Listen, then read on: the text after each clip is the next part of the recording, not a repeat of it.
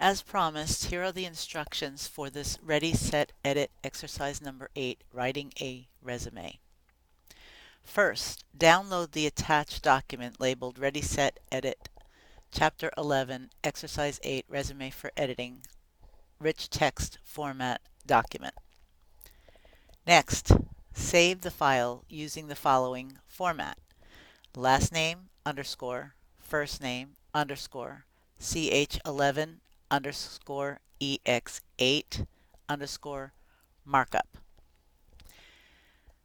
Now you can either print the document and scan it after you've made your edits for steps A and B, or you can make a list of the corrections similar to that which you do for the list of weaknesses you make for the writing assignments. Either way, you will need to upload that information as well as the revised version of the resume that you will create, where you apply all the corrections you've made from steps A and B, as well as the skills learned in Chapter 11 regarding writing a resume. Next, you will complete the hands-on activity using the following steps. Step A. You will correct the parallelism, number, and capitalization errors. For this hands-on activity, you will need to access your PDF copy of Bonus Chapter B, Correctness in Communication, to complete editing Part A component of this assignment. Specifically, you will utilize the following sections of Bonus Chapter B to determine the errors regarding the following. So for parallelism, you'll find that information on page B14 of the Bonus Chapter B. There's also some additional help for this issue in Chapter 4 using an appropriate style. So let's take a quick look at an example of what you're going to do. So under the Employment History heading, under Crew Leader Job, Carissa shows that she has been working here since August 2013 and is still working in this position. That means that all the verbs used here in her list of tasks should be in the present tense. So the verb sold in the first bullet should be revised to sell, because that is the present tense of the verb. Now take the time to review and mark up the document to change all the action verbs in all Carissa's employment positions into the appropriate tense to ensure parallelism. The next thing you're going to look for is the correct use of numbers. So you will find the information regarding the proper use of numbers on pages B16 through B17 of Bonus Chapter B. So let's take a look at an example. Under the Education heading, Carissa has forgotten the rule of 9 when writing the numbers in double digits. So here, she has spelled out 30 to 40 hours per week. Remember, we only spell out numbers if it is 9 or less. Here, the hours per week she listed under the RG Office Supplies should actually be the numerals number 30 to number 40. The only exception to this rule is if the number starts a sentence.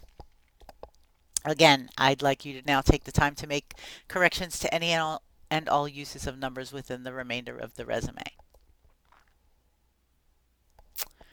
Okay, the next thing we're going to look at is capitalization errors. Again, Bonus Chapter B, capitalization section is pages B17 to B18. So here, for example, Carissa incorrectly uses capitalization for her position as class president and basketball team captain.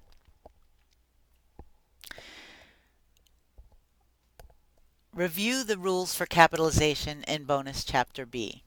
That's what's going to help you. Basically, when you're including a title, the title should only be capitalized if it precedes or follows the actual person's name.